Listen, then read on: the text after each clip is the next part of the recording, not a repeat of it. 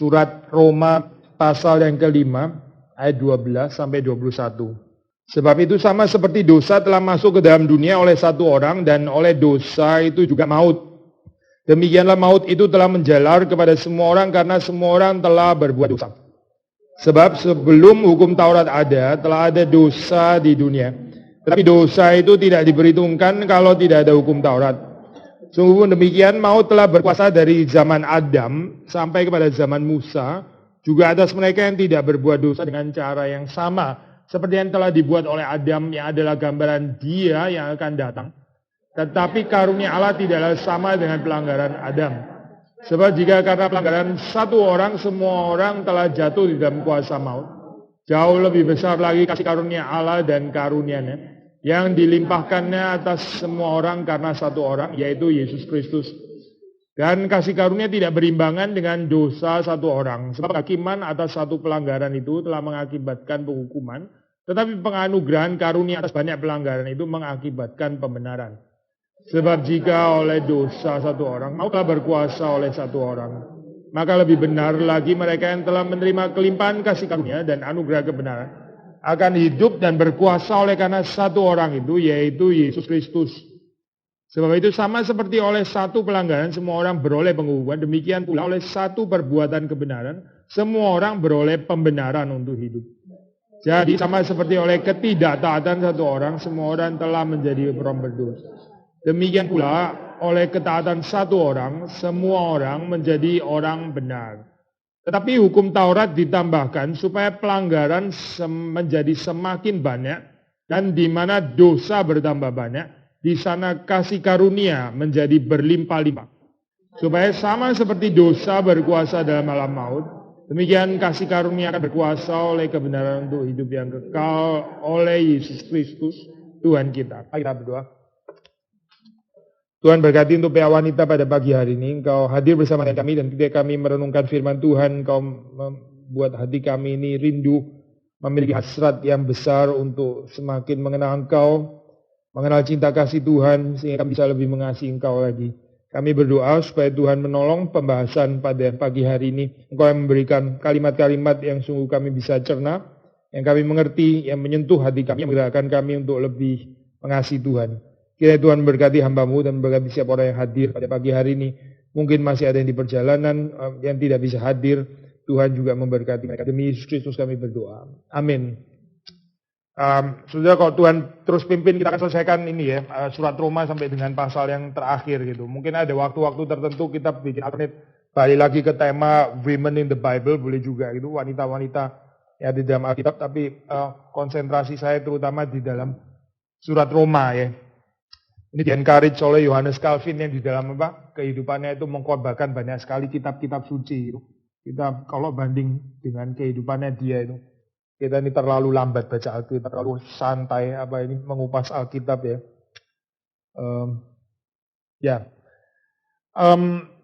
Latar belakang surat Roma sekali lagi ya, untuk mengingatkan kita, untuk mengingatkan saudara dan saya. Jadi itu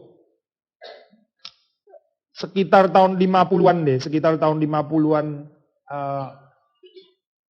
AD itu ada namanya Claudius Edict dikeluarkan, itu semua orang Yahudi diekspel, diusir keluar daripada kota Roma, sehingga jemaat yang tadinya itu ya banyak juga orang Yahudi selain non-Yahudi, sekarang karena orang Yahudi banyak diekspel keluar dari kota Roma, jadi tinggal minoritas, sangat minoritas di dalam jemaat Roma.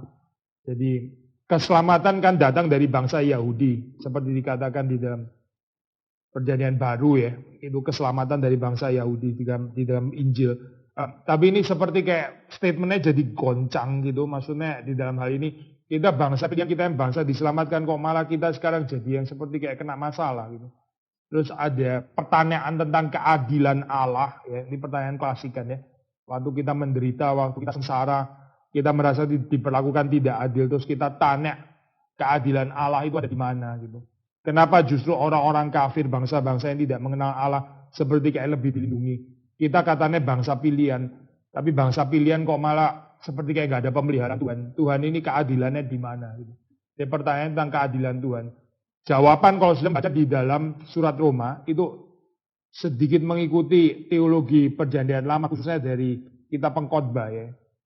Jawaban tentang pertanyaan keadilan Allah ada di mana itu bisa macam-macam ya, saya bisa banyak gitu. Tapi salah satu jawaban kalau mengikuti kitab Pengkhotbah dan ini diambil oleh surat Roma yaitu memangnya kamu sendiri adil gitu. Ini kan manusia tanya kepada Tuhan. Tuhan, keadilanmu itu ada di mana gitu. Jawaban dari sorga. Memang siapa yang adil di bawah? Jawaban ini nggak enak ya gitu ya. Jawaban ini jawaban yang nggak enak gitu. Tapi maksudnya dalam asumsi dasarnya orang itu berhak menuntut keadilan. Kalau dia sendiri itu perfect di dalam keadilan. Kalau kita nggak perfect di dalam keadilan, ya, sudah nggak usah tanya keadilan Tuhan. Gitu. Itu cara yang sama sekali nggak enak didengar oleh telinga gitu ya. Tapi ini cara yang mendidik kembali. Ada banyak orang itu nggak sadar bahwa dia itu berdosa, bahwa dia itu nggak adil, dia sendiri juga nggak sempurna kehidupannya. Tapi terus tuntut keadilan ya, keadilan. Tuhan lagi yang dituntut dalam hal ini. Gitu. Jadi kalau sudah membaca di dalam argumentasinya ya, Paulus itu ini panjang ya, argumentasinya panjang. Tapi intinya ada yang mau mengatakan baik orang kafir ya, itu berdosa di hadapan Tuhan. Mereka itu menekan kebenaran Allah. Sudah bisa baca di dalam pasal-pasal yang pertama gitu ya. Jadi mereka itu tahu bahwa Allah itu ada, tapi mereka sengaja suppress kebenaran itu. Jadi mereka dinyatakan sebagai bangsa yang tidak adil. Yang kedua, orang Yahudi itu ada Taurat. Orang Israel ada Taurat, tapi mereka juga tetap nggak adil. Mereka nggak menaati Taurat gitu. Jadi both Gentiles and Jews, baik orang-orang kafir, orang-orang non-Yahudi maupun orang Yahudi, semuanya itu sudah jatuh ke dalam dosa. Nggak ada yang righteous itu nggak ada, satu pun nggak ada. Gitu. Jadi kalau sudah di dalam keadaan masih mau tanya juga gitu, Tuhan keadilannya di mana? Tuhan bisa tanya balik loh, keadilanmu sendiri di mana? Kamu sendiri keadilannya di mana? Kalau kamu unrighteous, kamu kok kurang ajar ya tanya keadilannya Tuhan. Kira-kira ke situ maksudnya. Nah, Paulus nggak pakai istilah kurang ajar sih ya, tapi ini di dalam pengertian yang bisa dikembangkan biar bisa seperti itu. Kalau kita sendiri nggak adil, kenapa berani tanya keadilan itu ada di mana? Gitu. Cuma orang yang sempurna adil itu baru boleh tanya keadilan ada di mana. Gitu. Sebetulnya yang berat tanya itu ya satu-satunya cuma Tuhan. Yang bukan Tuhan nggak ada bisa tanya kalimat seperti ini. Gitu. Sekali lagi ya, cuma orang yang sempurna adil boleh menuntut keadilan. Ini prinsip Alkitab ya. Tapi kita ini seringkali keadilan itu kan di dalam bahasa Inggris kan righteous ya, righteous atau just. Righteous dekat dengan righteousness, kebenaran, keadilan. Cuma orang-orang yang perfectly righteous boleh tanya. Boleh mempersoalkan di mana ada keadilan. Ini argumentasinya daripada surat Roma ya. Tetapi kita tahu di dalam kehidupan ini seringkali orang itu bukan righteous, tapi self-righteous. Bukan righteous, tapi self-righteous. Apa itu? Merasa adil sendiri gitu. Gak adil, tapi merasa dirinya adil. Gak benar, tapi merasa dirinya benar. Nah, orang-orang yang self-righteous seperti ini ya. Ini adalah orang-orang yang tuntut keadilan. Dia nggak sadar bahwa dia itu self-righteous sebetulnya. Tapi kalau saudara dan saya sadar kita ini unrighteous, sudah nggak usah tanya keadilan. Better kita tanya kepada diri sendiri. Kenapa saya nggak adil? Kenapa saya nggak setia dan kenapa nggak adil? Bukan tanya Tuhan di mana keadilan dari Tuhan.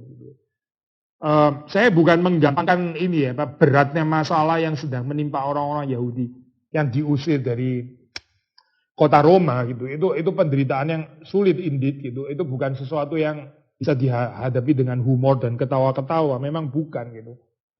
Tapi ini menjadi satu perenungan yang perlu dilakukan oleh mereka gitu. Paulus menjawab dengan cara seperti itu. Sudah membaca di dalam ini ya pasal yang ketiga di situ kan dikatakan bahwa semua orang itu sudah jatuh. Ayat yang terkenal itu loh, 23. Semua orang telah berbuat dosa.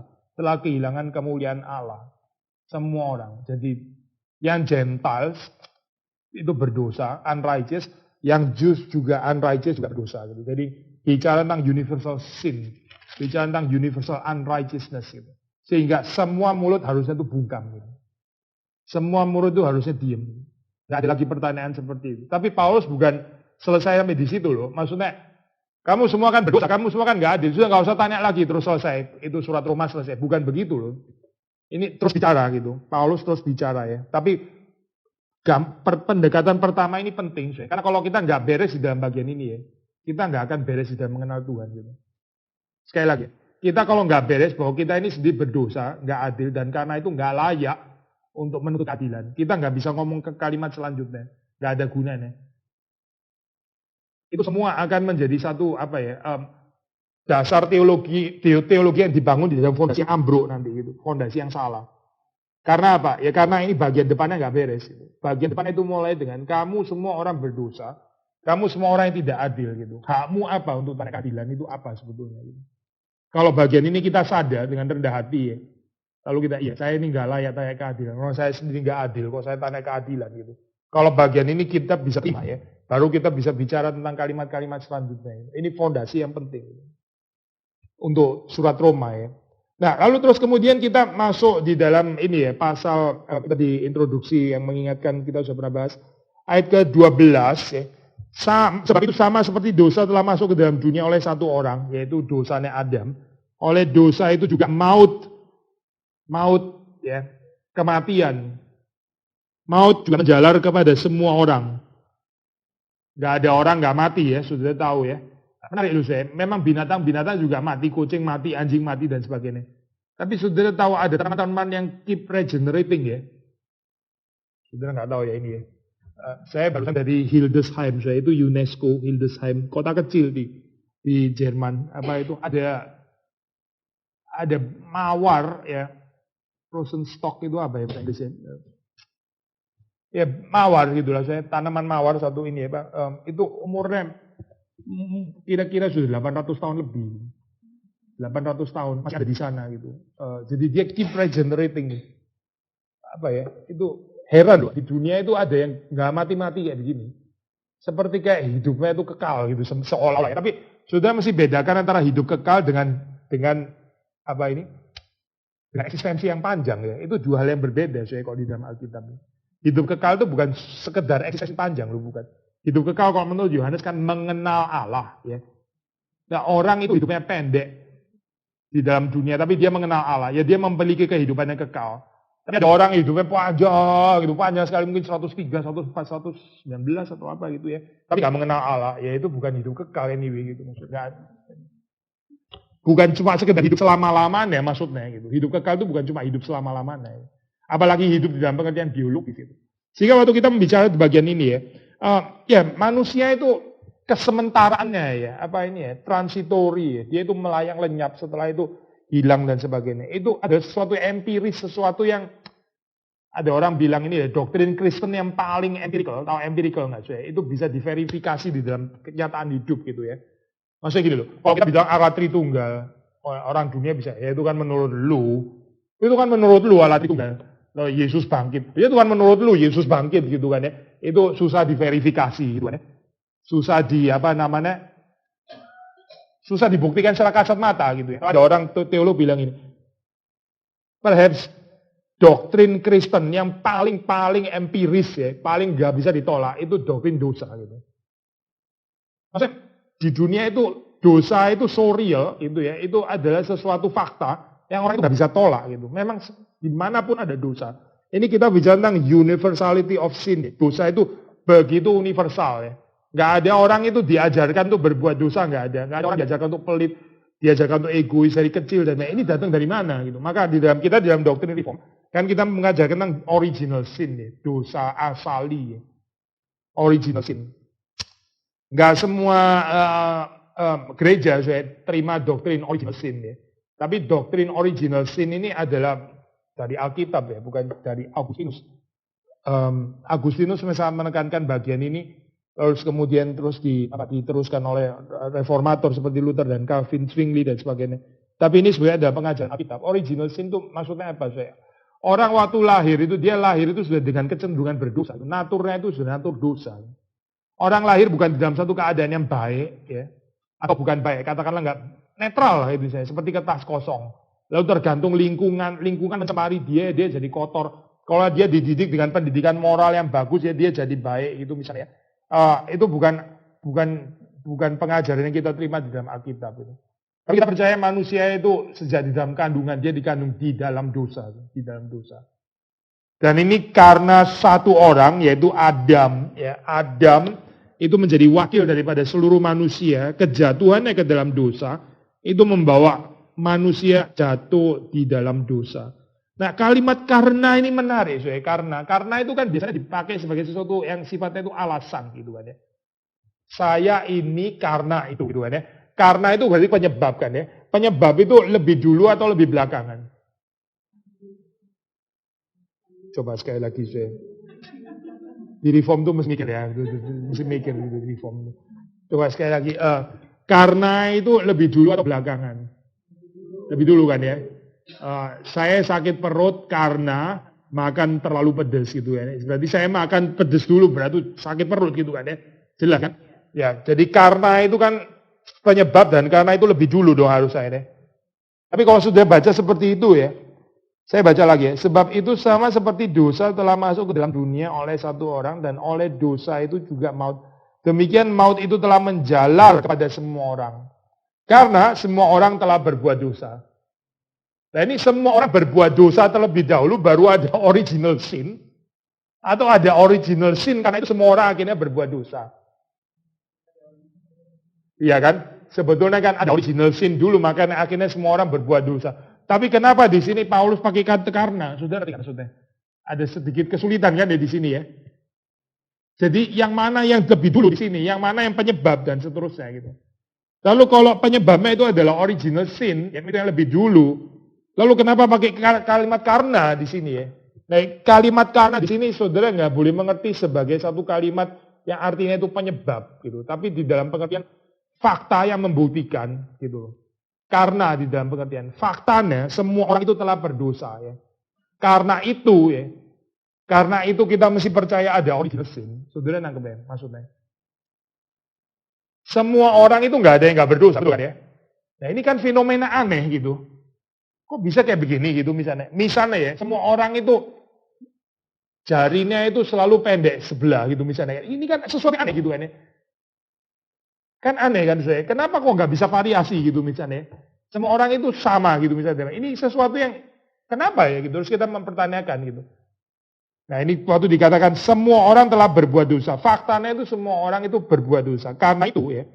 Karena itu membuktikan bahwa ada original sin. Ada Adam yang sudah jatuh ke dalam dosa. Dan akhirnya dia membawa kuasa dosa bersama dengan itu maut ke dalam dunia. Gitu. Dan orang itu nggak bisa melepaskan diri dari itu. Ini kita bicara tentang apa kekerasan lah, bicara tentang ini, bicara tentang apa itu, tentang radikalisme lah atau apa dan sebagainya. Kadang-kadang kan selalu dikatakan atau ini kalau di Eropa bicara tentang apa itu namanya xenofobia, itu anti terhadap orang asing dan sebagainya, rasisme dan sebagainya. Orang kan bilang kurang pendidikan gitu ya. Education. Education sih bukan nothing memang, bukan gitu. Tapi education kalau dimengerti di dalam pengertian moral education ya, itu sangat ada batasnya. Teroris itu banyak yang sangat pintar loh, itu bukan orang bodoh, itu orang-orang yang sangat akademis. Education, ada mereka education, Pak education nggak merubah mereka. Kalau kita bilang educationnya salah gitu. Aristotle itu sangat percaya education, sangat percaya pendidikan. Dia bilang melalui pendidikan orang itu bisa punya habit, bisa punya karakter dan sebagainya. Tapi dari perspektif Kristen, bukan pendidikan, bukan. Tapi kelahiran kembali. Orang kalau nggak ada kelahiran kembali, mau pendidikan apapun juga nggak akan berubah. Itu cuma jadi kesopan santunan saja. Cuma jadi adat, cuma jadi kebudayaan. Saya baru dari Jepang, orang di sana itu sangat sopan gitu. Luar biasa sopan. Ya, kalau kita naik ke MRT gitu ya, itu mereka seperti kayak dibanding kalau di Singapura jauh sekali gitu ya. Sudah pernah pergi ke Singapura, orang naik langsung duduk gitu ya, terus habis itu pura-pura tidur. Kalau di Jepang orang itu ya dan dia sudah di depan, tapi kalau ada orang lain seperti kayak perlu dia mundur gitu. Wah ini tinggi sekali kebudayaannya. Betul-betul sangat, meskipun ini to be fair, waktu pulang kerja jam 5, jam 6 mulai agak berubah sih ya. Karena capek gitu ya. Saya ngelihat pulang jam 5, jam 6, ada yang rebutan juga ternyata di Jepang gitu. Ya, sedikit mirip Singapura. Tapi Singapura pagi-pagi pun juga sudah rebutan gitu. intinya saya mau ngomong apa? Itu negara yang sangat-sangat tinggi, dia punya apa ini kebudayaan, maksudnya ini ya, adat istiadatnya, manner dan sebagainya, sangat-sangat sopan dan sebagainya. Tapi di dalam bagian-bagian yang lain, ya, terus kemudian ada orang bunuh diri, ada orang kesepian, ada ya tiba-tiba jomplang di tempat yang lain gitu, yang kita seperti nggak ngerti ya, kenapa kok nggak bisa cover bagian itu? Gitu. Emang nggak bisa sih. Kalau cuma education, kebudayaan, nggak membawa kita ke dalam kehidupan yang lebih baik.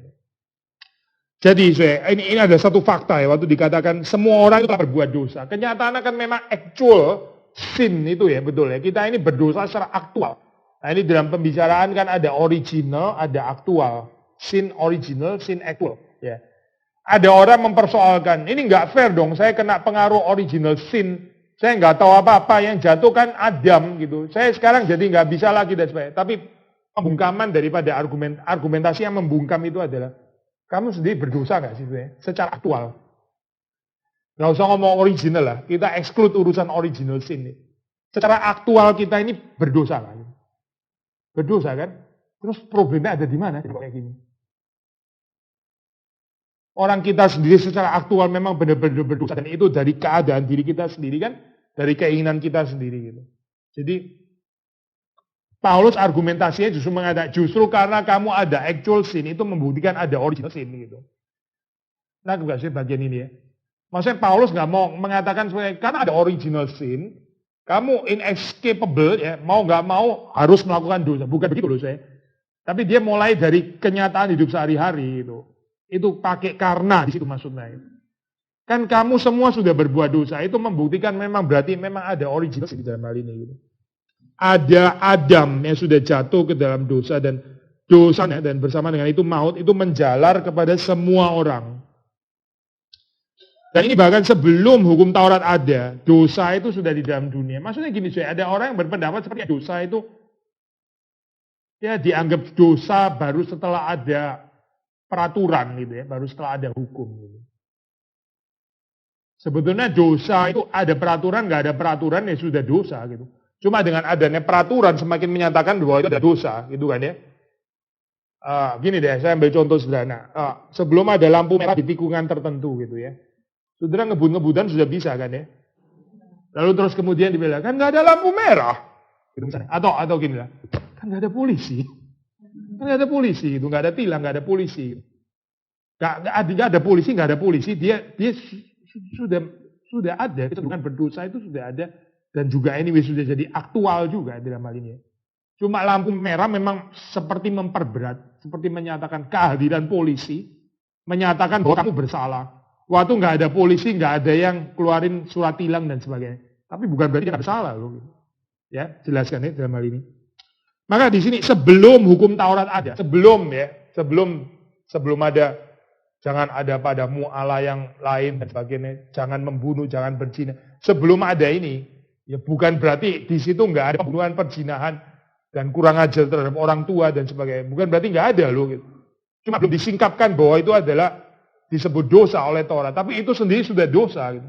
Cuma Taurat belum menuduh bahwa itu dosa karena ini belum ada, gitu, belum diberikan. Maksudnya Taurat itu mulai Musa gitu dalam hal ini ya. Paulus pakai istilah Taurat itu mulai Musa maksudnya. Sebelum hukum Taurat ada, telah ada dosa di dalam dunia. Tapi dosa itu tidak diperhitungkan kalau tidak ada hukum Taurat. Betul kan ya? Seperti kayak saudara nyalip sembarang, ngebut sembarang, kok ada polisi jadi nggak diperhitungkan sebagai kesalahan. Nggak diperhitungkan bukan berarti itu bukan kesalahan loh. Itu tetap kesalahan, tapi nggak diperhitungkan sebagai kesalahan karena memang belum ada polisi di situ. Sungguh pun demikian, maut telah berkuasa dari zaman Adam sampai kepada zaman Musa juga atas mereka yang tidak berbuat dosa dengan cara yang sama. Seperti yang telah dibuat oleh Adam. Sebelum Musa, sebelum ada Taurat ya, di dalam zaman Adam. Memang belum ada Taurat. Taurat di dalam pengertian diberikan kepada Musa ya. Tapi ini orang sudah berbuat dosa. Caranya bukan dengan cara yang sama. Yang ini berdosa setelah Taurat diberikan. Yang ini belum ada Taurat. Ya sudah berdosa juga gitu. Misalnya di dalam Roma 1 kalau sudah ingat ya, orang-orang yang nggak punya Taurat, bangsa kafir itu kan nggak punya Taurat ya. Mereka juga berdosa, kan hati nurani mereka itu seperti Taurat kan ya. Tapi mereka nggak taat kepada hati nurani mereka, ditegur mereka mengeraskan diri dan sebagainya. Itu kan juga dosa. Mereka berdosa dengan cara yang berbeda, bukan dengan cara yang sama. Orang yang punya Taurat dihakimi menurut Taurat. Orang yang nggak ada Taurat, memang nggak dihakimi menurut Taurat karena mereka nggak punya Taurat. Tapi hati nurani mereka itu kan Taurat. Tetap menyatakan bahwa mereka berdosa di dalam hal ini. Kadang-kadang orang bilang istilah ini ya, apa itu, nggak tahu itu memang lebih bahagia gitu ya. Makin banyak tahu, makin banyak dihakimi gitu. Jadi terus sebagian orang berpikir, oh gitu saya lebih banyak tahu aja. Jadi nggak tahu, nggak apa-apa. Oh saya nggak tahu gitu ya. Oh saya baru tahu gitu. Dijengkelin kalimat itu ya. Saya baru tahu. Gitu. Nggak ada common sense orang kayak gini. Nggak ada common sense, nggak ada hati nurani juga perhaps gitu. Tapi nggak ada excuse sebetulnya gitu. Nggak ada Taurat pun ya. Orang juga sudah berbuat dosa, meskipun bukan dengan cara yang sama. Dengan cara yang lain, maksudnya tahunya bukan karena hukum Taurat. Tapi nggak bisa ada excuse di dalam hal ini ya. Maut telah berkuasa dari zaman Adam sampai kepada zaman Musa. Juga atas mereka tidak berbuat dosa dengan cara yang sama yang telah dibuat oleh Adam. Gini saya, Adam waktu pertama ya, itu diciptakan dalam kesucian yang positif ya. Ini pengertian Agustinus tulis ya, itu sangat terkenal, dia pakai bahasa Latin.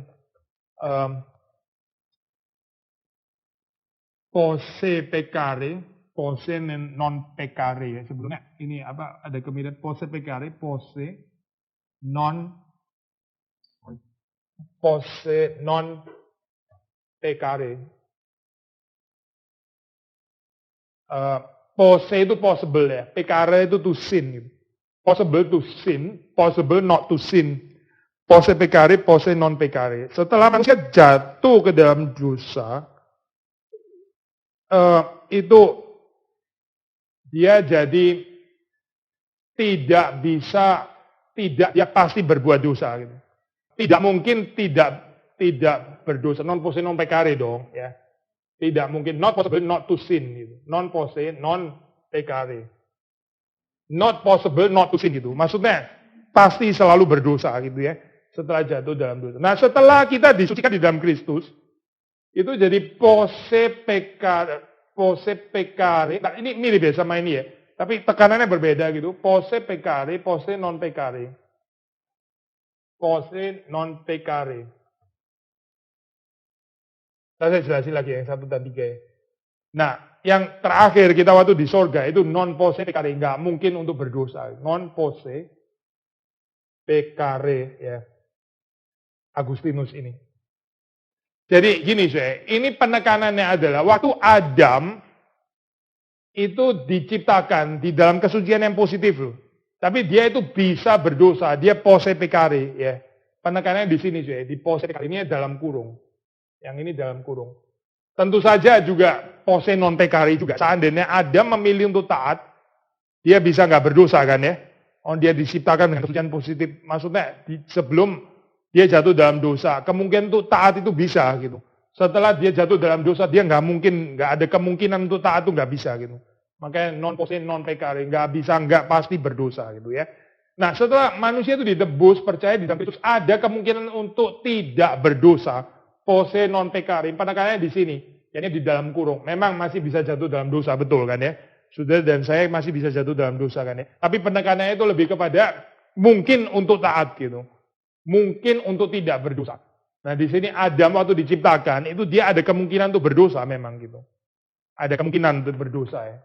Ada kemungkinan untuk tidak berdosa juga. Tapi dia akhirnya memilih berdosa kan ya. Jadi setelah itu nggak mungkin lagi nggak berdosa. Selalu berdosa gitu, semua manusia. Nah, terakhir nanti di sorga, manusia itu tidak mungkin berbuat dosa. Ya. Maksud saya gini, dikatakan di situ tidak berbuat dosa dengan cara yang sama seperti yang telah dibuat oleh Adam. Adam itu berbuat dosa, ya. Dia berbuat dosa dari kemungkinan untuk bisa tidak berdosa. Dan dia jatuh ke dalam dosa. Dia menyalahgunakan kebebasan yang diberikan oleh Tuhan. Sehingga akhirnya dia membawa seluruh umat manusia jatuh ke dalam dosa. Ya. Dia di stage ini. Ya. Sekarang kita semua di stage ini. Kita nggak bisa di stage ini lagi. Gitu. Tapi kita nggak terus di stage ini. kita bisa masuk ke stage ini, ya, di dalam Kristus dan hanya di dalam Kristus bisa lagi tidak berdosa gitu. Tapi sebelum kita percaya Kristus, manusia itu nggak sudah pasti perbuatannya itu jahat di hadapan Tuhan. Perbuatannya itu nggak sesuai dengan apa yang dikehendaki oleh Tuhan. Jadi manusia begitu lahir, manusia setelah Adam begitu lahir, dia di dalam keadaan yang tidak mungkin tidak, dia pasti berbuat dosa. Gitu. Sejak dari kandungan ya, di sini. Adam kan tidak, ya. Adam nggak begitu loh. Adam pada mulanya dia bisa tidak berdosa. Tapi manusia setelah Adam dia pasti berdosa. Gitu. Makanya panggilan ya untuk percaya kepada Injil di dalam Kristus itu begitu penting. Karena kalau kita menolak Kristus, kita tetap akan di dalam dosa terus. Gitu. Gak ada kemungkinan untuk bisa berbuat baik menyenangkan Tuhan itu. Gak ada kemungkinannya, gak ada. Gitu. Menjadi orang yang moral tinggi, seperti kayak tadi saya cerita orang-orang di Jepang yang itu mungkin, kalau itu mungkin. Menjadi orang yang ketemu senyum, ya tunduk, ya selamat pagi tante, gitu. Oh itu bisa. Itu bisa dilakukan oleh dunia pendidikan. Gitu. Tapi kalau bicara tentang ketaatan kepada Allah, ya hidup menyenangkan Kristus, itu nggak ada kemungkinan kecuali kelahiran baru di dalam Kristus. Kita kita tuh jangan take for granted orang itu di gereja. Saya ngomong gini bukan untuk saudara jadi judgmental ya. Jangan lahir baru nggak? Lahir baru bukan itu maksudnya. Kita lihat cermin aja lah. Saya sendiri lahir baru atau enggak gitu. Tapi gini orang pergi ke gereja sudah bertahun-tahun, itu nggak tentu lahir baru loh. Pendeta pun nggak tentu lahir baru Pendeta nggak tentu lahir baru. Penatua, ya diaken, pengurus, aktivis, nggak tentu lahir baru. Jadi kita jangan naif ini orang sudah lama di dalam gereja. Di dalam Kristus ya, bukan di dalam gereja. Di dalam gereja itu one thing. Ada kecoa juga di dalam gereja. Kecoa juga di dalam gereja. Nyamuk juga ada di dalam gereja. Gitu. Tapi kita di dalam Kristus panggilannya, bukan di dalam gereja. Sekali lagi ya. Mereka tidak berbuat dosa dengan cara yang sama seperti yang dibuat oleh Adam. Ya adalah gambaran dia yang akan datang. Nah di sini Paulus mulai mengantisipasi ya. Kristus, dia ya itu Kristus maksudnya. Gini kalau kita belajar di dalam doktrin reform itu kan total liberty ya. Kejatuhan manusia, ketidakmungkinan untuk berbuat baik dan sebagainya. Ini seperti gambaran pesimistik dan sebagainya. Tapi gambaran ini penting ini fondasi ini penting. Untuk bisa membangun cerita tentang kemuliaan Kristus, tentang keselamatan di dalam Kristus. Ya, itu dimulai dari cerita kebangkrutan kerohanian manusia. Sudah nangkep ya kaitannya. Maksudnya gini ada teologi yang mengatakan enggak, manusia jatuh ke dalam dosa, memang jatuh ke dalam dosa. Tapi dia sebetulnya masih bisa kok memilih yang baik gitu. Dia masih ada free will, dia masih ada kehendak bebas untuk dia memilih Tuhan. Untuk percaya kepada Tuhan. Dia kan cuma sakit. Tapi kalau kita orang reform bilang enggak, dia mati. Bukan sakit, tapi mati itu. Makanya kita bicara doktrin pilihan. Karena orang mati itu nggak bisa merespons dari kematiannya. Nggak ada kemungkinan itu. Kalau orang sakit, ya dia masih bisa dengar gitu kan. Sudah pernah dengar ini kan pakai ilustrasi. Dari sisi Tuhan sudah mengulurkan talinya gitu kan ya. Misalnya orang tenggelam ibaratnya gitu. Dari sisi manusia masih menggapai tali yang sudah diulurkan oleh Tuhan, gitu kan ya. Sudah pernah dong dengar ilustrasi kayak gini ya. Jadi kita ini seperti orang yang sudah tenggelam, ya, tapi belum mati. Dari sisi Tuhan sudah mengulurkan talinya. Dari sisi kita mesti menangkap tali itu. Nah tergantung kepada saudara dan saya, apakah kita mau menangkap tali itu, gitu. Masalahnya manusia itu sudah tenggelam, dia sudah airnya sudah masuk semua, dia sudah mulai sinking gitu. Terus Tuhan kirim tali gitu maksudnya. Ya nggak ada yang berespons. Semuanya sudah tenggelam, sudah mati kok sebetulnya gitu. Jadi bagaimana? Tuhan bukan cuma kirim tali, tapi ini ilustrasinya ya, kalau di dalam doktrin reform. Itu Tuhan angkat dia keluar, lalu di CPR gitu. Di resuscitation ya, apa itu namanya? Apa ya bahasa Indonesia? Resistus apa? Ya itulah, sudah tahu lah. Maksudnya dia sudah nggak bisa menolong dirinya sendiri. Itu Tuhan harus melakukan itu gitu. baru dia bisa respons gitu, lalu kirim tali. Ya nggak ada orang berespon terhadap tali, nggak ada. Jadi gambaran kita memang berbeda saya dengan ini ya, dengan orang-orang Arminian, dengan beberapa ini ya Pak. Ya, kita tetap menyebut mereka saudara ya. Itu bukan bidat by the way ya. Cuma kita ada perbedaan pandangan di dalam hal ini. Kalau di dalam Reform kita mengikuti ini saya mengikuti gambaran diajarkan Calvin, Agustinus dan juga Paulus sendiri. Nggak ada kemungkinan sebetulnya orang itu berespons dengan benar. Kecuali ada kebangkitan roh. Dan itu cuma bisa oleh Roh Kudus. Makanya pemilihan gitu. Karena yang dibangkitkan itu Tuhan memilih itu berarti. Nggak semua orang dibangkitkan. Dan ini bukan tergantung kita. Tuhan saya mau dibangkitkan. Oke saya bangkitkan. Bukan. Nggak bisa ngomong. Sudah mati sama sekali gitu. Tapi kenapa penting untuk menggambarkan gambarannya seperti kayak sangat pesimistik ya. Sangat low dan ini nggak ada harapan sama sekali. Justru untuk menyatakan kemuliaan Kristus yang begitu besar. Ini bukan kata terakhir saya. Bahwa manusia itu begitu buruk. Ya. Ini bukan kata terakhir loh, bukan. Di dalam teologi Paulus ya. Ini adalah permulaan untuk membahas tentang keselamatan yang begitu besar dan begitu mulia. Begitu indah yang ada di dalam Kristus. Ya, kalau kita bahas doktrin total depravity, ya kejatuhan cuma berhenti di dalam dosa gitu ya. Dia helpless kayak gini. Ini kan negatif sekali gitu. Nggak menolong apa-apa. Gini saya ambil spiritualitas saya. Kita bisa bicara tentang kelemahan manusia, kita bisa bicara tentang keburukan manusia dan lain. Tapi kalau saudara nggak mengakhiri dengan kasih karunia, saudara bukan orang Kristen. Ada orang lihat kelemahan orang lain ya, keburukan orang lain ya, dia berhenti di situ. Gitu. Coba saudara bayangkan kalau Paulus berhenti di ayat ini. Gitu. Di dalam Adam kita semua nggak mungkin lagi taat kepada Tuhan, dunia begitu jahat dan sebagainya. Terus setelah itu selesai gitu. Wah, jadi gimana dong keadaan kita ini? Naas banget ya, sial bener kayak gini, sudah nggak ada pertolongan, nggak ada apa-apa. Tapi kita seringkali dalam kehidupan ya, waktu kita melihat kelemahan orang lain ya, dan sebagainya, kita berhenti di situ. Kita nggak terus masuk kepada Kristus gitu. Itu bukan surat Roma, saya bukan. Surat Roma itu bukan berhenti pada kelemahannya manusia. Surat Roma itu bukan berhenti pada kejatuhan Adam, setelah itu selesai gitu ya. Tapi dia bicara tentang kasih karunia setelah itu. Kita cuma bisa membicarakan kelemahan sedalam-dalamnya. Kekurangan saya khotbah ini kemarin, kekurangan gereja sedalam-dalamnya. Cuma dari perspektif anugerah. Kalau nggak ada perspektif anugerah, nggak bisa bicara kekurangan.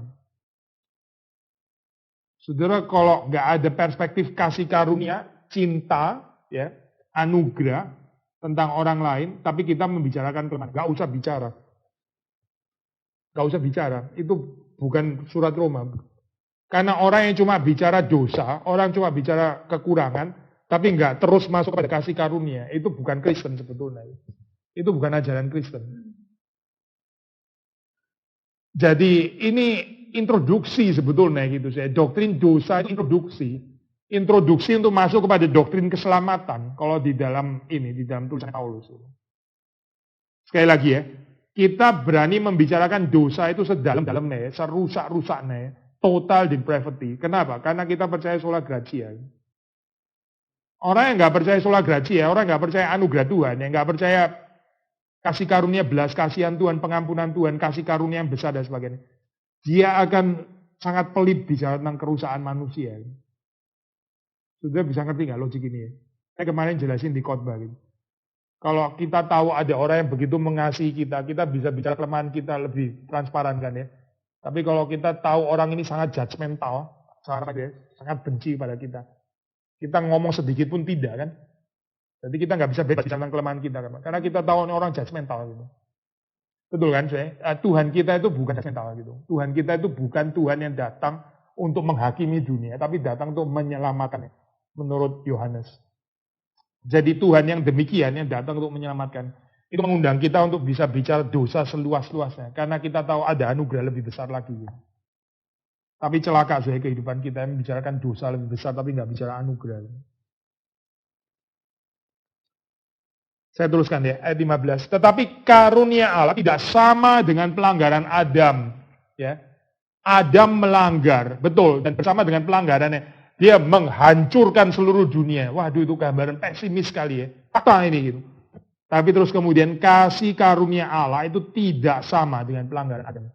Maksudnya lebih tinggi, lebih dalam, lebih besar, lebih luas. Sebab jika karena pelanggaran satu orang, semua orang telah jatuh di dalam kuasa maut. Ini fakta ya. Jauh lebih besar lagi kasih karunia Allah dan karunia-Nya yang dilimpahkannya atas semua orang. Karena satu orang, yaitu Yesus Kristus. Kita bisa melihat diri kita di dalam Adam ya. Di dalam segala keburukan, kejelekan kita ya. Kebangkrutan kita ya. Kita bisa melihat diri kita setelah itu di dalam Kristus. Ya. Yang menyelamatkan kita. Adam di sini seperti kayak model ya. Kristus juga di dalam hal ini ya. Tapi dalam jalan Adam seharusnya membawa kita kepada Kristus. Bukan berhenti kepada Adam. Kalau berhenti kepada Adam ya itulah gambaran kemanusiaan yang mengakibatkan orang itu jadi sinis, sarkastik gitu kan ya. Sudah tahu ya, di dalam kehidupan yang banyak dengan penderitaan, kesulitan, ketidakadilan dan sebagainya. Bisa membawa orang jadi sinis, betul kan? Ah sudahlah, yang namanya gereja. Termasuk gereja reform, apalah. Mulai sinis ya, mulai sinis itu. Itu orang yang berhenti pada pelanggaran Adam. Gitu. Dia nggak masuk kepada Kristus. Gitu. Dia berhenti di sana. Gitu. Betul kok, yang dia ngomong itu betul. Itu bukan salah, itu fakta, benar kok, fakta. Memang hancur benar gitu, tapi dia berhenti di situ. Paulus nggak berhenti di situ. Paulus melanjutkan pembicaraan kepada Kristus dan kasih karunia-Nya. Jauh lebih besar lagi kasih karunia Allah dan karunia-Nya. Yang dilimpahkan atas semua orang karena satu orang yaitu Yesus Kristus. Dilimpahkan semua orang ini needless to say ya, maksudnya gitu ya. Bukan dimengerti dalam pengertian keselamatan universal. Semua orang regardless dia percaya, nggak percaya, dipilih, nggak dipilih, akhirnya diselamatkan secara borongan oleh Kristus. Bukan itu maksudnya. Istilah semua di sini dalam pengertian perwakilan, maksudnya semua gitu. Semua bukan berarti semua individu maksudnya. Tapi bahwa keselamatan yang di dalam Kristus itu universal juga. Sama seperti kejatuhan Adam itu universal, ya. Dosa itu universal. Keselamatan yang ada pada Kristus itu juga universal. Maksudnya bukan cuma untuk orang Yahudi, tapi juga untuk orang kafir juga. Bukan cuma untuk orang Yunani, orang Indonesia juga. Semua orang. Semua maksudnya. Ya. Kasih karunia tidak berimbangan dengan dosa satu orang. Sebab penghakiman atas satu pelanggaran itu, maksudnya pelanggaran Adam, pelanggaran kita semua ya, telah mengakibatkan penghukuman. Tetapi penganugerahan karunia atas banyak pelanggaran itu mengakibatkan pembenaran. Sudah lihat ya, argumentasinya Paulus itu paralel ya, tapi paralelnya nggak simetris, paralelnya bukan seimbang, tapi selalu kasih karunia itu yang lebih tinggi gitu. Jadi ada Adam, ada Kristus, ya, lalu ada apa lagi? Adam ada pelanggaran, ya. Lalu paralelnya apa di sini? Kita tulis saja ya, supaya lebih jelas ya. Coba sudah membantu saya. Gitu. Adam, Kristus ya. Adam, ini Kristus ya. Adam, lalu di situ kita bicara tentang apa? Pelanggaran kan ya. Pelanggaran. Lalu apa lagi? Iya, penghukuman ya. Ada maut, ada penghukuman ya.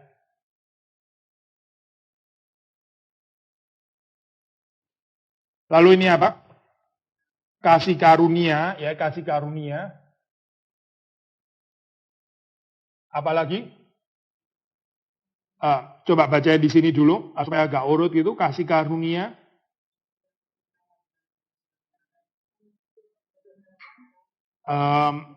Penghakiman, tadi sudah ya, ini penghakiman. Penghukuman, penghakiman. Lalu apa lagi di sini? Penganugerahan karunia atas mengakibatkan pembenaran, ya, ini pembenaran. Lalu apa lagi? Maut tadi ya. Hidup, ya ini ya, hidup. Itu maut, hidup, ya. Penghukuman, penghakiman ini ya almost paralel lah. Maksudnya almost sinonim lah dalam hal ini ya. Jadi ini kan paralel ya, tapi sebetulnya paralelnya itu nggak seimbang gitu, karena yang ini tuh lebih tinggi. Gitu. Nah, ya maksudnya. Tapi ada paralelnya, maksudnya paralel dalam pengertian ini loh. Ini ada sambungannya gitu. Maut ya, hidup ya. Lalu kemudian pelanggaran ada kasih karunia itu ya. Penghakiman atau penghukuman itu ada apa itu? Pembenaran di dalam hal ini di dalam Kristus. Bahwa yang kiri itu adalah fakta, yang sebelah kiri itu memang adalah fakta ya, fakta yang kita harus terima gitu. Tapi nggak boleh berhenti di situ karena Paulus mau mengajak kita untuk lebih tinggi daripada itu. Yaitu di dalam kasih karunia Kristus. Saya baca lagi ya, ayat 15. Karunia Allah tidak sama dengan pelanggaran Adam, tidak sama. Jauh lebih besar maksudnya. Jika karena pelanggaran satu orang, semua orang telah jatuh di dalam kuasa maut, jauh lebih besar lagi kasih karunia Allah dan karunia-Nya yang dilimpahkannya atas semua orang karena satu orang, yaitu Yesus Kristus. Kasih karunia tidak berimbangan dengan dosa satu orang, sebab penghakiman atas satu pelanggaran itu telah mengakibatkan penghukuman, tetapi penganugerahan, ya ini penganugerahan juga boleh ditambahkan di situ ya. Penganugerahan karunia atas banyak pelanggaran itu mengakibatkan pembenaran. Sebab jika oleh dosa satu orang maut telah berkuasa oleh satu orang itu, maka lebih benar lagi mereka yang telah menerima kelimpahan kasih karunia dan anugerah kebenaran akan hidup dan berkuasa oleh karena satu orang itu, yaitu Yesus Kristus. Sekali lagi ya, kalau saya balikin lagi ya ke konteks ini ya, konteksnya surat Roma ya. Itu kan bicara orang Yahudi itu protes gitu ya. Kok kita di-expel sih? Tuhan itu keadilannya ada di mana? Terus kemudian Paulus menjawab, orang Gentiles itu unrighteous, mereka tidak adil. Fall short of the glory of God. Kekurangan, kehilangan kemuliaan Allah. Kamu juga, kamu orang Yahudi juga sama. Jadi semuanya bungkem di sini ya. Gak ada yang adil, gak ada yang righteous. Satu-satunya yang righteous itu cuma Tuhan. Jadi don't even ask apakah Tuhan itu righteous atau enggak. Karena kamu sendiri unrighteous kok gitu di dalam hal ini. Kamu sendiri tidak adil. Tapi ya, judgment pembungkaman ini gak berhenti di sini loh. Tapi terus kemudian sekarang kita mau bicara righteousness of God. Biasanya gini saya, logiknya gini. Orang kan mempertanyakan keadilan Tuhan gitu ya. Tuhan, kenapa engkau nggak adil? Terus Tuhan jawab, kamu sendiri nggak adil kan? Ya kita mulai, iya ya, saya sendiri nggak adil. Sorry Tuhan, saya sendiri nggak adil. Maksudnya kalimat berikutnya, sudah kamu di neraka dong. Kamu kurang ajar, tanya saya adil atau enggak? Kamu ke neraka dong kok. Kamu nggak adil kok. Kan harusnya logiknya ke sana kan ya. Tapi Paulus waktu bicara righteousness of God, itu bukan bicara murka Tuhan gitu. Sudah masih ikutin saya kan? Ini kan orang yang kurang ajar tanya keadilan. Dia sendiri nggak adil, berani-beraninya tanya keadilan lagi. Terus Tuhan jawab, kamu tanya keadilan saya, kamu sendiri nggak adil, kamu sendiri berdosa dan sebagainya. Tapi Tuhan kan nggak berdosa, makanya nggak berdosa berhak untuk menghukum yang berdosa dong. Yang adil berhak untuk menimpakan penghukuman kepada yang tidak adil, betul kan ya? Jadi kamu diekspel keluar daripada Roma, it's just correct gitu. Gak ada yang salah di sini gitu. Karena kamu nggak adil. Kalau kamu nggak berdosa, silakan komplain. Lalu kamu berdosa, kamu menderita. Apa yang salah di sini? Gitu? Memang kamu berdosa, menderita. Ya sudah toh, memang kamu berdosa kok gitu. Jadi di dalam keadaan seperti ini kan logiknya ke sana seharusnya. Tapi waktu Paulus bicara tentang righteousness of God, dia bukan bicara keadilan Allah yang murka balik gitu ya terhadap orang-orang yang kurang ajar, tanya keadilan Allah. Tapi dibicarakan sebagai righteousness of God, ya ini di dalam belas kasihan di dalam anugerah ini. Ini gak bisa dimengerti saya logik kayak begini di dalam dunia ini. Cuma di dalam kekristenan ada cerita kayak begini. Di dalam dunia ini ada cuma pembalasan keadilan. Kalau ada orang kurang ajar, fitnah, tuduh, gak adil dan sebagainya, tapi ternyata dia adil. Kalau ternyata terbukti seperti itu apa? Balikin keadilan dong mestinya gitu kan ya. Tapi Tuhan saudara dan saya bukan Tuhan yang kayak begitu, bukan. Tuhan yang kita percaya dalam Alkitab itu bukan itu. Jadi kalau kita menjalani kehidupannya seperti itu, saudara sedang mengikut Tuhan yang palsu sebenarnya. Bukan Tuhan yang ada Alkitab. Tuhan yang di dalam Alkitab itu Tuhan yang maha adil dan dia nggak bersalah. Dia boleh menghukum orang-orang yang tidak adil, dihukum, dihakimi dan sebagainya. Sangat layak. Kurang ajar lagi gitu kan ya. Sangat layak untuk dihakimi. Tapi Tuhan tidak murka gitu. Tapi Tuhan justru menyatakan ini loh, kasih karunia gitu. Sekarang saya buka kasih karunia. Tapi untuk mengerti kasih karunia ini orang mesti keluar dulu dari self-righteous itu. Sikap yang menuntut keadilan. Dari self-righteousness itu. Kalau bagian ini nggak beres mau bicara Injil, mau bicara pengampunan, mau bicara kasih karunia, semuanya itu kosong. Semuanya nggak ada yang masuk. Karena apa? Karena dia rasa dia layak kok soalnya. Karena dia rasa dia berhak untuk mendapatkan keadilan dan sebagainya. Maka nggak nyambung semua. Injil nggak bisa masuk untuk orang seperti itu. Nah ini mengkhawatirkan nih gambaran seperti. Makanya Alkitab itu bilang banyak yang dipanggil, sedikit yang dipilih. Sedikit itu betul-betul sedikit, sangat sedikit sebetulnya. Karena dunia ini berada di dalam keadaan yang ya itu tadi menuntut keadilan Allah, ya seperti orang Yahudi. Mana keadilan Allah gitu? Dia rasa dia entitled untuk diperlakukan dengan adil. Lah dia sendiri nggak adil gitu. Tapi dia merasa harus diperlakukan dengan adil dan sebagainya. Ini orang-orang yang nggak tahu diri, orang yang nggak mengenal dirinya sendiri. Tapi berbahagia ya, saudara dan saya, kalau kita bisa dibawa ya oleh firman Tuhan, kita menyadari ketidakadilan kita, keberdosaan kita ya, dan itu membungkam kita. Terus kemudian Paulus ternyata membawa kita kepada pengenalan keadilan Allah, ya righteousness of God in Christ.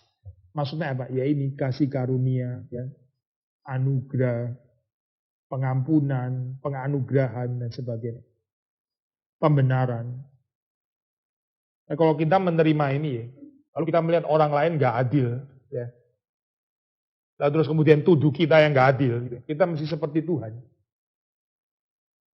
Kita lihat kelemahannya orang lain, kita lihat kekurangannya orang lain, ya sudah gitu kurang ajar lagi gitu. Kita mesti seperti Tuhan, karena Tuhan yang kita percaya itu Tuhan yang seperti itu, bukan Tuhan yang membalas dan menyatakan keadilan. Itu bukan Tuhan yang di Alkitab. Tuhan yang di Alkitab itu nggak membalas sesuai dengan keadilan. Jadi saudara dan saya dipanggil untuk seperti Kristus di dalam ini ya. Ini bagian daripada keselamatan saya. Keselamatan itu saya paling khawatir nukut sekian kali nih orang untuk mereduksi keselamatan. Pokoknya percaya Yesus Kristus. Nanti kalau mati masuk surga. Tapi kehidupan di dunia sama sekali nggak kayak Kristus. Sama sekali nggak ada bedanya. Dia tetap di dalam kehidupan yang lama. Ini orang yang nggak lahir baru sebetulnya gitu. Tapi ditipu dan tertipu oleh kalimat. Saya percaya bukan menipu lah itu pasti ya pengkhotbahnya gitu. Tapi dia salah mengerti. Pokoknya sebut nama Tuhan. Ya Yesus Kristus gitu ya. Masuk di dalam hati ya. Masuk surga, tapi hidup terus di dalam kedagingan. Terus di dalam kedagingan. Ini orang yang masuk surga. Ini bukan masuk surga, saya bukan. Orang yang menipu dirinya sendiri. Dia tetap mempertahankan self-righteousness-nya. Terus di dalam keadaan seperti itu. Akhirnya apa ya? Ini orang yang gak mengenal Tuhan. Hidup kekal itu saya bukan mati masuk surga. Bukan, saya itu bukan definisinya Yohanes. Hidup kekal itu hidup yang mengenal Allah. Mengenal Allah. Saudara mengenal Allah gak? Saudara mengenal Kristus. Kristus yang saudara kenal itu Kristus yang seperti apa? Kristus yang ada di sini, yang diberitakan oleh Paulus adalah Kristus yang tidak membalaskan keadilan kepada orang yang tidak adil. Tapi dia justru bicara tentang kasih karunia di sini. Dia bicara kasih karunia, dia bicara anugerah. Dia bukan bicara penghakiman, meskipun sebetulnya layak untuk bicara penghakiman.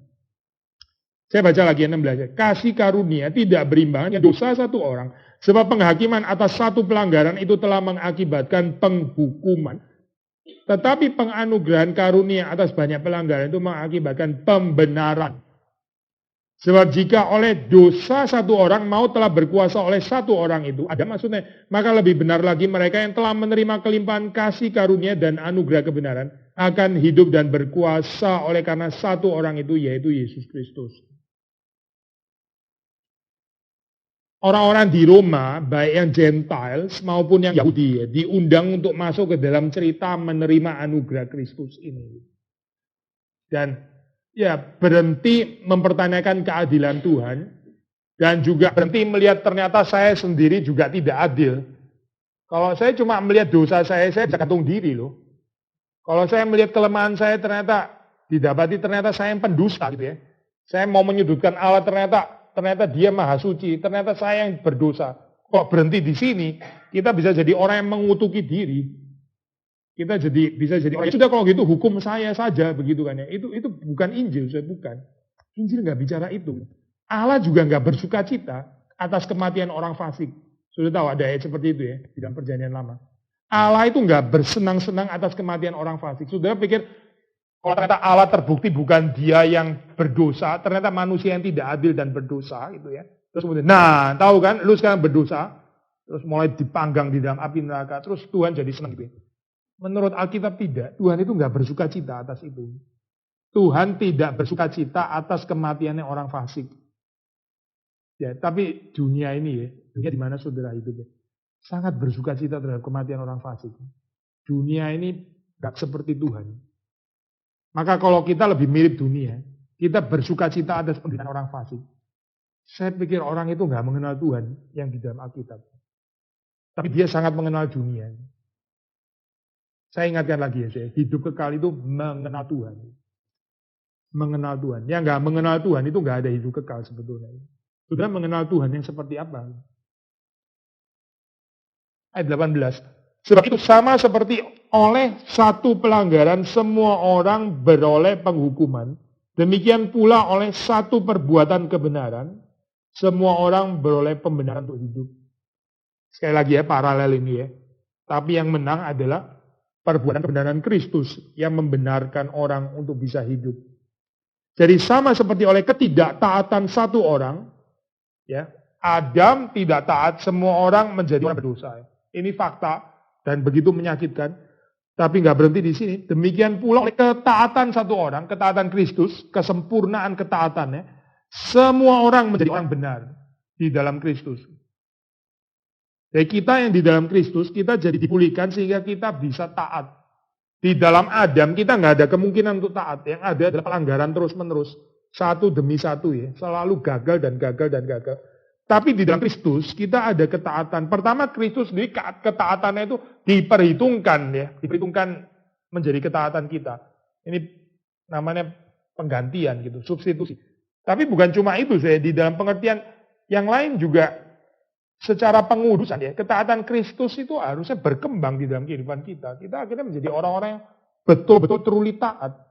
Sudah bisa membedakan dua hal ini ya. Bisa membedakan ya. Ini kalau dalam bahasa Inggris saya declare righteous sama made righteous. Ya. Di declare righteous. Declare righteous. Righteous declaration. Ya. Declared as righteous sama made righteous. Tahu bedanya? Yesus mati di atas. Kita kan unrighteous kan ya. Saudara dan saya kan kita bukan orang benar. Tapi Yesus kan orang benar. Nah, kebenarannya yang sempurna itu diperhitungkan menjadi kebenaran kita. Kita ini declared righteous. Saudara dianggap benar. Karena waktu Bapa melihat kita, ya dia seharusnya murka. Tapi darah Kristus itu menutup kita sehingga dia melihat kita di dalam Kristus. Kita dianggap diperhitungkan sebagai orang benar. Bukan karena kita benar. Tapi karena Kristus yang maha benar, sudah nangkep ya poin ini ya. Itu pengertian substitusi namanya, pengertian penggantian. Tapi nggak berhenti di sini, saya. Nggak berhenti di sini. Kita juga akhirnya dibuat menjadi benar gitu. Betul-betul dikuduskan akhirnya menjadi orang benar, menjadi seperti Tuhan. Nah ini proses panjang memang ya. Maksudnya kita nggak bisa hanya berhenti di sini saja, saya. Declared righteous. Terus kemudian ya sudahlah declared righteous kan sudah declared righteous. Jadi saya terus di dalam unrighteousness. Saya terus di dalam ketidakadilan, saya hidup di dalam kedagingan, saya benci orang lain, saya mengharapkan orang fasik binasa dan sebagainya. Gak apa-apa dong, kan saya di-declare righteous. Kan Yesus yang menyelamatkan saya, bukan kesalahan saya. Celaka saya kayak begini. Ini bukan kekristenan ya, bukan. Memang kita bukan diselamatkan karena kita ini dibuat righteous, bukan. Sekali lagi ya, kita ini diselamatkan dasarnya itu karena kesempurnaan kebenaran Kristus yang olehnya kita di-declare righteous. Jelas ya bagian ini ya. Itu bukan ada campuran sama kesalehan saya atau saya menjadi lebih righteous. Nggak ada urusannya sama ini gitu. Keselamatan itu purely adalah karena Kristus, oleh Kristus, kebenaran Kristus. Tapi ya saya di dalam cerita keselamatan termasuk juga di dalamnya kita yang tadinya nggak tertarik untuk taat, kita menjadi orang-orang yang jadi tertarik untuk taat gitu. Karena hati kita kan sudah dirubah gitu. Kita yang tadinya itu orang-orang yang nggak bisa submisif ya, nggak bisa submisif terhadap firman Tuhan ya, selalu melawan.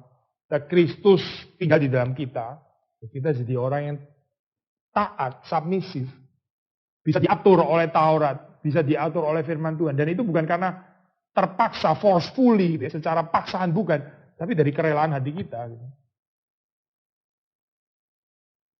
Nah ini maksudnya ya, waktu dikatakan di situ. Sama seperti ketidaktaatan satu orang, semua orang telah menjadi berdosa. Ya. Gak taat, gak tertarik untuk taat di dalam Adam.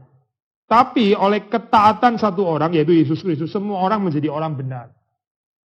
Seharusnya kita, sekali lagi mengulang khotbah kemarin ya, kalau kita ini bertumbuh di dalam Kristus, kita ini jadi orang yang semakin submisif terhadap firman Tuhan. Itu tanda orang yang lahir baru. Orang yang makin lama itu makin bisa dibentuk gitu. Orang yang makin lama itu makin bisa menaati firman Tuhan. Yang makin lama itu kepingin makin sinkron dengan kehendak Tuhan. Itu tanda orang yang lahir baru. Tapi ada orang yang nggak begini sih. Ada orang yang merasa dirinya benar, merasa dirinya itu sudah taat sama firman Tuhan. Ini menakutkan ya. Yang merasa sudah taat itu justru yang nggak taat sebetulnya gitu. Yang merasa dirinya masih jauh daripada ketaatan itu justru adalah orang-orang yang dekat dengan kerajaan Allah. Yang mengenal dirinya sendiri dan akhirnya membutuhkan Kristus. Dan di dalam Kristus dia jadi orang yang lebih submisif dalam hal ini. Submisif kepada Tuhan dan firman-Nya. Lalu 20-21 perhaps ayat yang paling sulit deh. Tetapi hukum Taurat ditambahkan supaya pelanggaran menjadi semakin banyak. Dan di mana dosa bertambah banyak, di sana kasih karunia menjadi berlimpah-limpah. Ini kita mesti mengerti dengan benar ya kalimat ini ya. Apa artinya hukum Taurat ditambahkan, pelanggaran menjadi semakin banyak? Maksudnya gini sih, bukan gara-gara ada hukum Taurat terus kemudian pelanggaran jadi makin banyak. Tapi di dalam arti bahwa karena ada hukum Taurat maka semakin terlihat bahwa pelanggaran itu begitu banyak. Nah kebiasaan maksudnya ya. Bukan metritis, tapi di dalam metritis itu ini ya, dibuat benar gitu. Tapi di dalam pengertian gini, tadinya waktu nggak ada Taurat, kita nggak sadar bahwa pelanggaran itu sebetulnya banyak gitu. Kita pikir pelanggaran ini kecil gitu ya, pelanggaran biasa gitu. Tapi begitu Taurat itu diberikan, kita jadi tahu bahwa pelanggaran saya ini sebetulnya dalam loh. Dosa saya ini sebetulnya banyak. Gitu. Orang kalau nggak ada firman Tuhan ya, dia pikir dia lumayan baik, dia lumayan mencintai Tuhan, dia lumayan mengasihi sesama dan sebagainya. Tapi terus kemudian waktu ayat mengatakan ini kasihlah Tuhan Allahmu dengan segenap hatimu, ya, segenap jiwamu, segenap kekuatanmu, dengan segenap akal budimu. Saya ambil satu saja ya, mengasihi Allah dengan segenap akal budimu. Saudara pakai ini ya, akal saudara betul-betul untuk mengerti firman Tuhan, mengerti teologi, sudah tertarik. Gini gak kita ini? Kita kayak gini ya? Saya tanya ini. Kan mengasihi Tuhan dengan segenap akal budi. Mengasihi Tuhan dengan segenap akal budi itu maksudnya ya. Rasio saudara, pikiran saudara itu dipakai untuk mengerti Alkitab selimpah-limpah. Ya. Saudara baca sangat tertarik dengan buku-buku yang membawa kita lebih mengerti Alkitab. Kita kayak gini. Enggak kan? Ya itu. Berarti kita kan gak mengasihi Allah dengan segenap akal budi kan? Kita mengasihi Allah dengan secuil akal budi. Kita lebih suka pakai pikiran kita untuk hal-hal yang negatif kan. Pikirin orang-orang lain gini-gini, pikiran buruk dan sebagainya. Itu namanya mengasihi Allah dengan segenap hati. Itu namanya membenci sesama dengan segenap akal budi. Ya, gitu. Membenci sesama dengan segenap akal budi kayaknya lebih sering terjadi daripada mengasihi Allah dengan segenap akal budi. Sudah nangkep maksudnya. Tapi waktu sebelum ada ayat ini atau perhaps even sebelum saya ngomong kayak gini ya. Sudah saya lumayan loh. Saya gosipin orang itu seminggu cuma 4 kali doang. Orang itu bisa sampai 23 kali. Saya ini lumayan juara di kampung saya. Cuma membicarakan kelemahan orang cuma 4 kali dalam seminggu. Tapi kalau Tuhan dikasih Taurat dia bilang, mengasihi aku dengan segenap akal budimu. Siapa yang bisa melakukan kayak begini? Terus kita bilangnya cuma Kristus gitu ya. Ya betul cuma Kristus. Kita dibenarkan karena Kristus makanya kan ya. Tapi Kristus yang tinggal di dalam kita itu mau ya membuat kita, ini metritis sekarang ya. Mau membuat kita jadi righteous seperti dia. Maksudnya apa? Kita bisa mengasihi Tuhan dengan segenap akal budi kita. Segenap hati kita, segenap kekuatan kita, ya segenap jiwa kita. Itu yang dilakukan Kristus, itu namanya metritis. Menjadi orang yang taat. Jadi hukum Taurat ditambahkan supaya pelanggaran menjadi semakin banyak. Maksudnya ini loh, kamu itu pelanggarannya banyak. Kamu jadi tahu karena hukum Taurat itu ini ditambahkan. Nah, tapi dengan pelanggaran semakin banyak karena nggak berbanding dengan kasih karunia Allah, maka dengan dosa yang semakin banyak itu semakin banyak juga kasih karunia Allah semakin berlimpah-limpah karena Tuhan itu harus menang.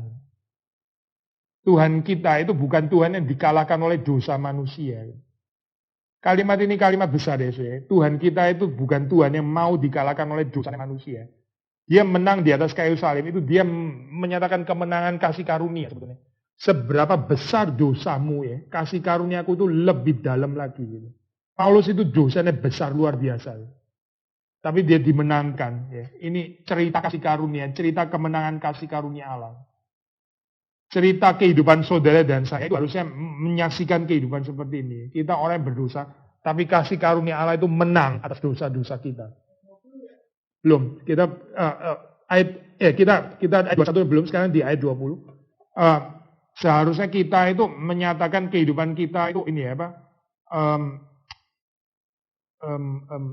menyatakan kemenangan kasih karunia. Tapi bukan cuma itu ya.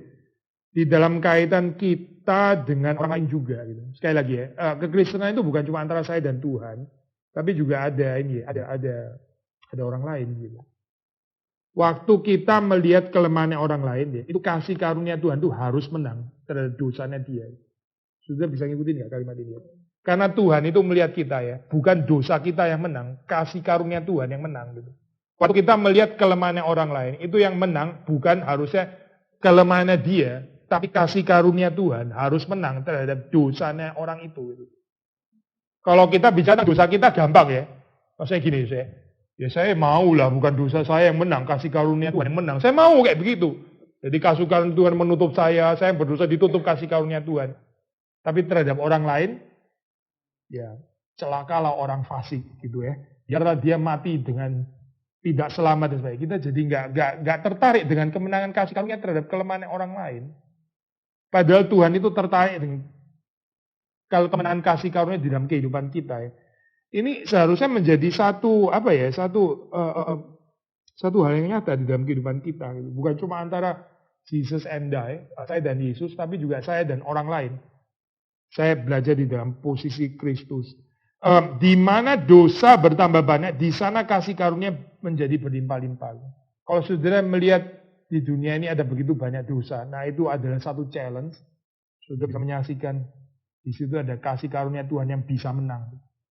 Tapi kalau kita melihat dosa terus kemudian kita lari, kita pesimis, terus kemudian kita menarik diri, kita bergaul dengan orang-orang kudus dan sebagainya. Ini bukan kekristenan, bukan kekristenan. Kalau Tuhan kayak begini, ya sudah ada cerita keselamatan, dia nggak akan kesalib anyway.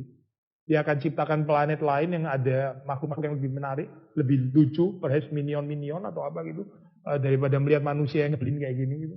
Untuk apa mesti mati untuk manusia? Kalau Tuhan kayak begitu ya. Tapi Tuhan nggak menciptakan minion atau apa gitu. Dia datang ke dalam dunia. Gitu. Dia berurusan dengan dosa manusia. Dan dia mengumumkan kemenangan kasih karunia. Gereja itu mesti mengumumkan kemenangan kasih karunia atas dosa. Gereja itu dipanggil untuk mengumumkan kemenangan kasih karunia Kristus. Jauh di atas dosa dan kelemahannya manusia. Tapi gereja yang gagal menyaksikan ini ya. Saudara perhati ini. Akan jadi gereja yang judgmental. Gereja yang gagal menyaksikan kemenangan kasih Kristus akan menjadi gereja yang luar biasa judgmental. Yang dipenuhi oleh orang-orang yang self-righteous. Itu gereja Kristus. Itu gereja atau bukan saya nggak tahu. Kayak bukan gereja. Kalau gereja itu ya harusnya seperti Kristus. Gereja itu bukan gereja karena dia nggak ada dosa sama sekali. Bukan loh, saya bukan. Tapi gereja itu adalah gereja karena dia bisa mengumumkan, dia bisa menghidupkan, dia bisa menyaksikan kemenangan kasih karunia Kristus atas dosa dan kelemahan manusia. Itu gereja. Nah, saudara dan saya dipanggil untuk bagian di dalam cerita seperti ini. Di mana dosa bertambah banyak, di sana kasih karunia menjadi berlimpah-limpah. Menarik, saudara, kalau saya baca di dalam cerita revival, kebangunan rohani dan sebagainya. Itu biasanya terjadi justru di tempat yang paling kering, di tempat yang paling meninggalkan Tuhan. Di tempat yang paling moral itu corrupted. Di tempat yang paling dingin, paling gersang. Terus di situ ada kebangunan rohani. Ini menarik. Saya bukan berarti terus kemudian mengatakan, oh di tempat yang sudah lumayan diberkati nggak perlu kebangunan rohani lagi. Bukan itu loh. Jangan ditarik ke sana maksudnya. Kita tetap rindu ada kebangunan rohani kalau bisa ya terus-menerus gitu. Tapi yang saya katakan adalah seringkali waktu Tuhan bekerja itu di tempat yang paling bawah gitu. Luther itu dibangkitkan di dalam keadaan waktu gereja itu begitu sangat corrupted gitu. Lagi sekorap-korap. Lalu terus kemudian Tuhan membangkitkan orang seperti Martin Luther. Sekali lagi ya. Itu berarti pengumuman kemenangan kasih karunia Tuhan atas dosa manusia.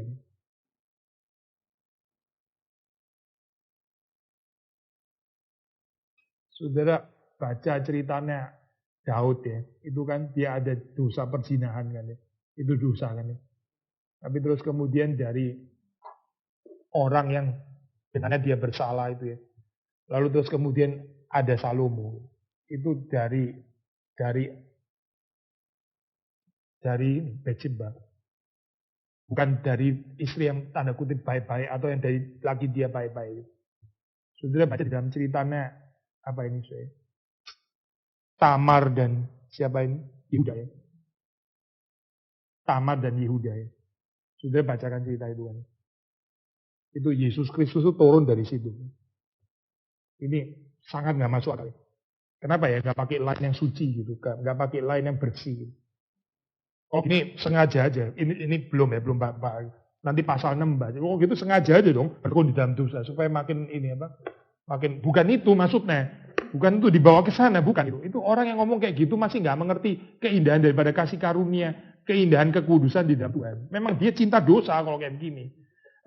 Saya mengantisipasi sedikit ya, pasal 6 gitu. Tapi ini loh saya, dosa sebanyak apapun, Tuhan itu menang. Dia memakai itu ya, memakai keadaan-keadaan yang ditimbulkan oleh dosa. Itu justru untuk menyatakan semakin dalam lagi kasih karunia yang berlimpah-limpah. Ayat terakhir 21, supaya sama seperti dosa berkuasa dalam alam maut. Dosa berkuasa dalam alam maut. Demikian kasih karunia akan berkuasa oleh kebenaran untuk hidup yang kekal.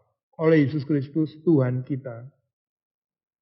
Dosa itu maut. Ya. Dosa kuasanya itu membawa kepada kematian. Kasih karunia kuasanya akan membawa kepada kebenaran untuk hidup yang kekal. Ini coba saudara baca, ada yang pakai bahasa Inggris ya. Coba saudara baca ayat ke-21. 21 tolong bacain ada bahasa Inggris.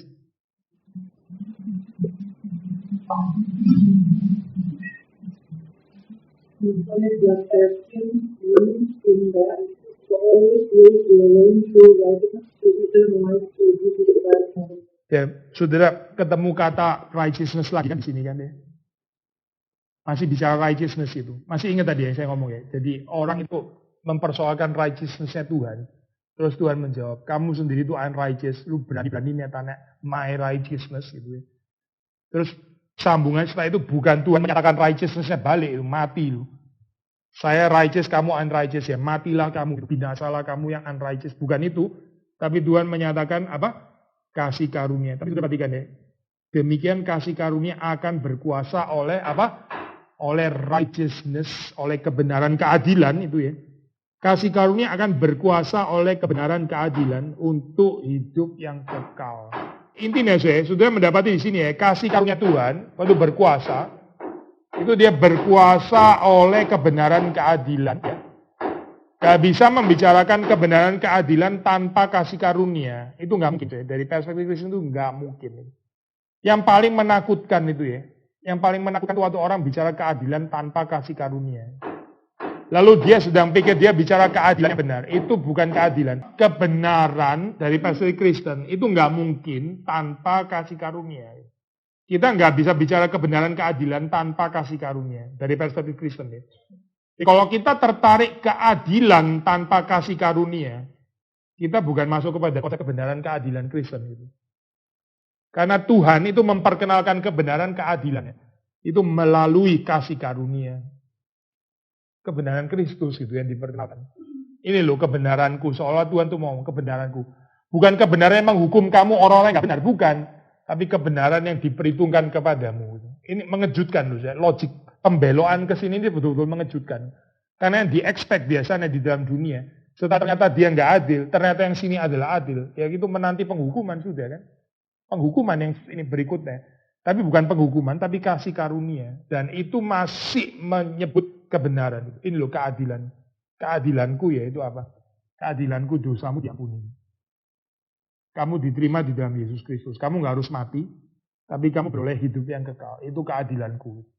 Kebenaran untuk hidup yang kekal.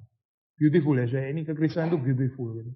Saudara nggak mungkin ketemu pengajaran kayak begini dalam kepercayaan apapun, di dalam filsafat apapun, nggak ada. Kecuali kita masuk ke dalam kelimpahan Alkitab. Gitu. Ya kiranya Tuhan memberkati kita, Tuhan menolong kita untuk bisa menikmati kasih karunia Tuhan yang diberikan dalam Yesus Kristus.